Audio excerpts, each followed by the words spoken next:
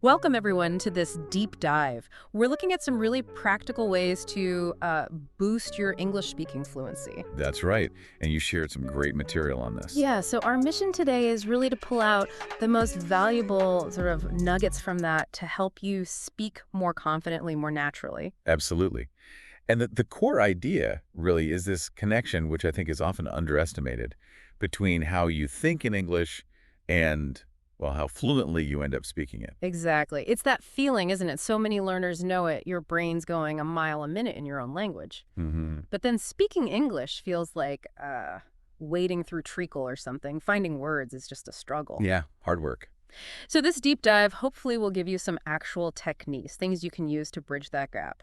And the main source we're drawing from today is a really insightful YouTube conversation.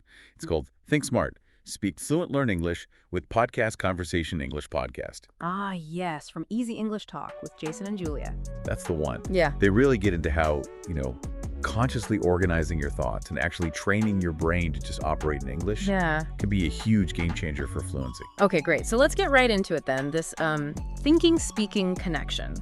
Why is it so vital? Well, Jason and Julia, they really hit on something key there. Yeah. Fluent speaking. It isn't just about how many words you know or if your grammar is perfect. Right. Fundamentally, it's about how you structure your thoughts in the language. And then how easily you can, get those thoughts out, express them. They had that analogy, didn't they? The highway. Yes.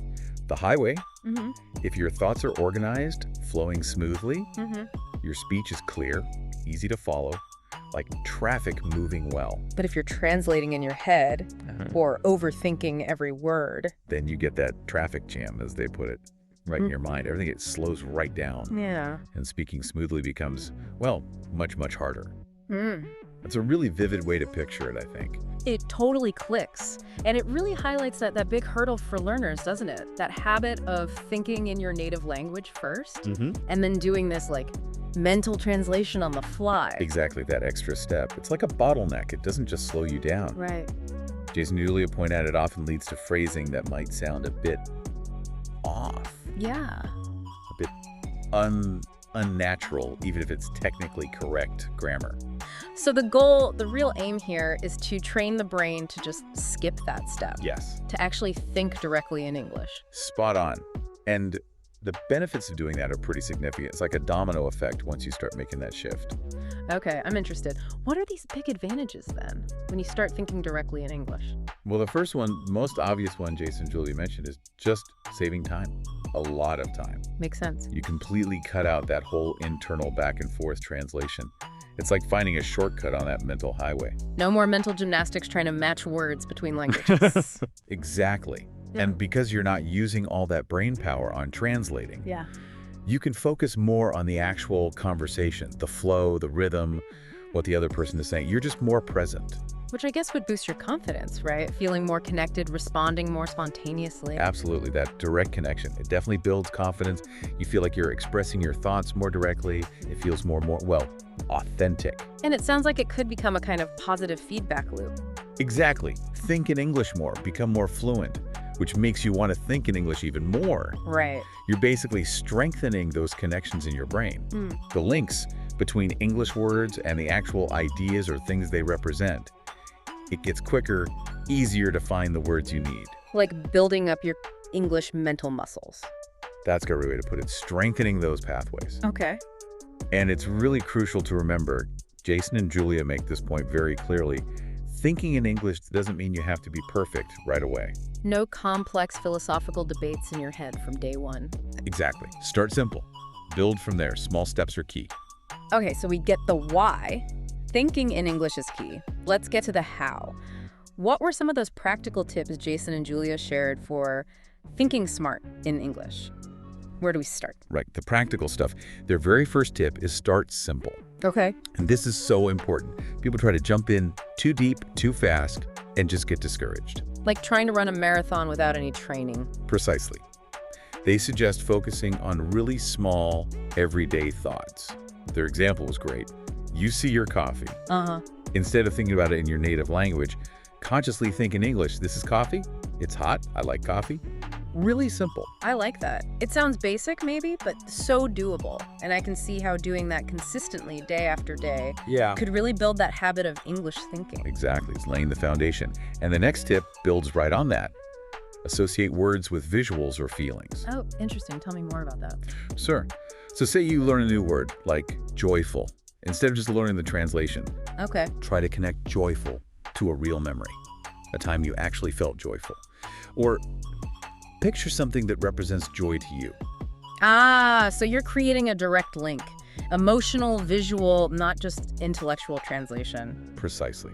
That personal connection makes the word stickier, more meaningful, easier to remember and use later because it's anchored in your own experience. That makes a lot of sense. Creating stronger mental hooks. What's next? Another really practical one.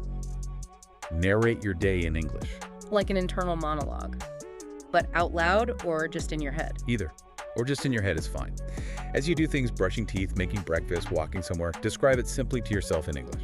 I'm brushing my teeth, toothpaste is minty, that kind of thing. Exactly that. It makes English relevant to your immediate reality right then and there. Simple, powerful. Okay, what else? Then there's mindful listening. So really paying attention when you hear English, not just letting it wash over you. Exactly. Jason and Julia stress listening closely to how fluent speakers actually talk. How they form sentences, the words they pick, their tone, even where they pause naturally. Like being a language detective, studying the blueprints as it's built in real time. Yeah, something like that. Yeah. And connected to that is active listening, including mimicking. So going beyond just understanding. Yes, don't just absorb. Try repeating what you hear, either in your head or quietly aloud if you can. Mimic the sentences, the rhythm, the intonation.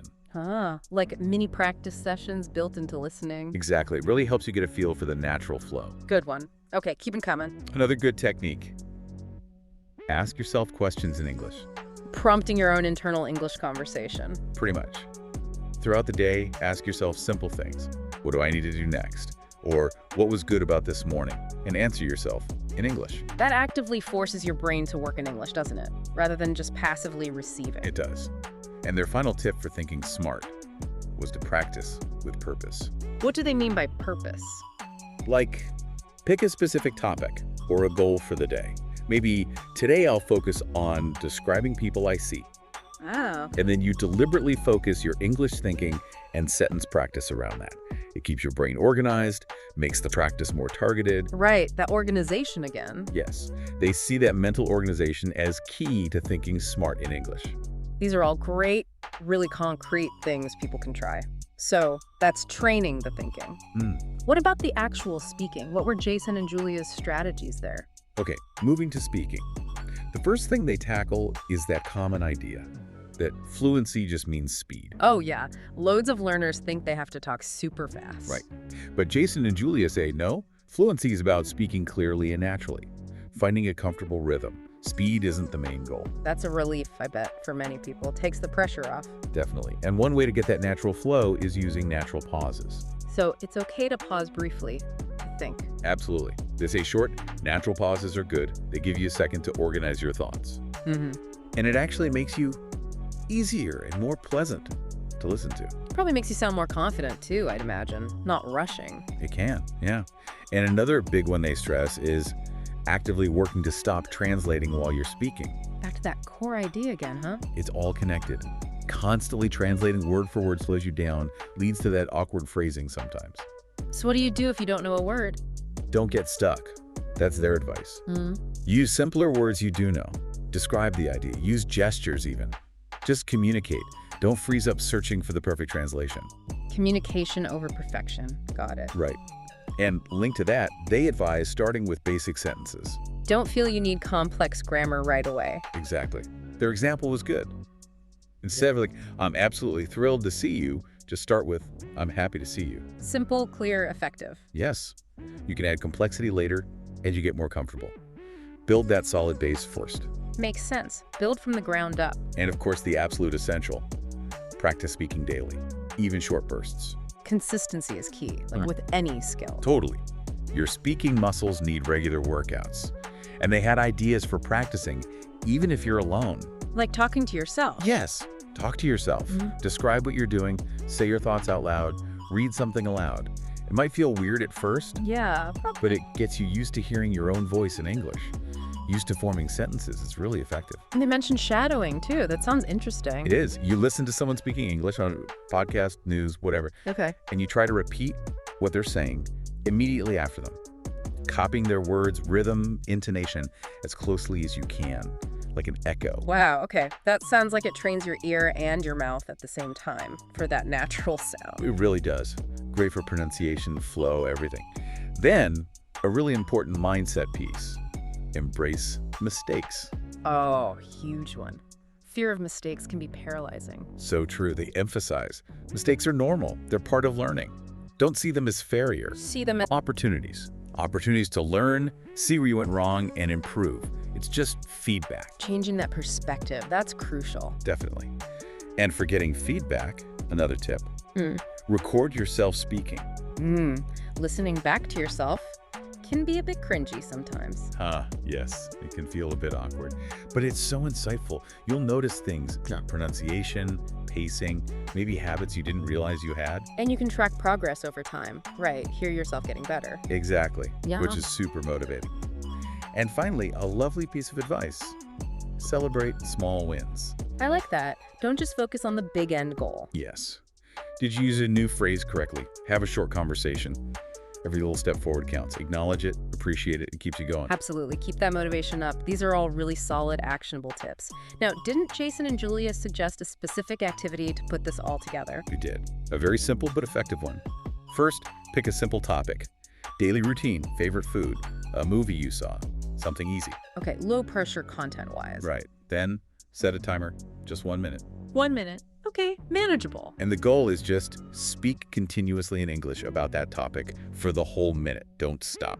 And crucially, don't worry about mistakes. Not at all. The main thing is keep talking.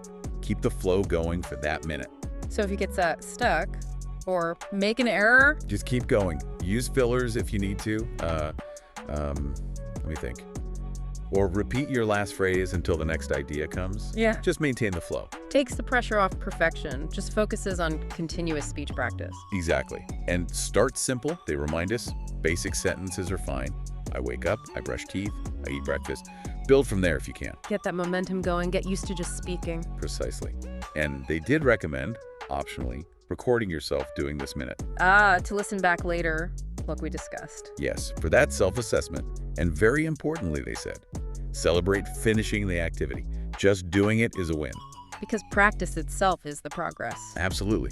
Building the habit. Okay, so that's the challenge for everyone listening. Pick a topic, timer for 1 minute, speak continuously in English. Focus on flow, not perfection. And remember, like Jason and Julia stress, consistent progress beats chasing perfection every time. They even encourage people to share their practice attempts, which is a nice community idea. Great idea. Build support. Yeah. Well, this has been incredibly useful, I think. A really practical deep dive. Huge thanks to Jason and Julia from Easy English Talk for these insights. Definitely. And the main takeaway really is that fluency is a journey. It's built on that consistent practice. And maybe most importantly, that shift towards thinking directly in English. Right. All those strategies, starting simple, embracing mistakes, they're all valuable steps along that road. And just remember, progress is the goal, not perfection. Every little bit counts. Thinking one simple sentence in English, doing that 1 minute of speaking, it all adds up. So maybe a final thought for everyone to chew on. Think about the power of that consistent, maybe even brief mental practice.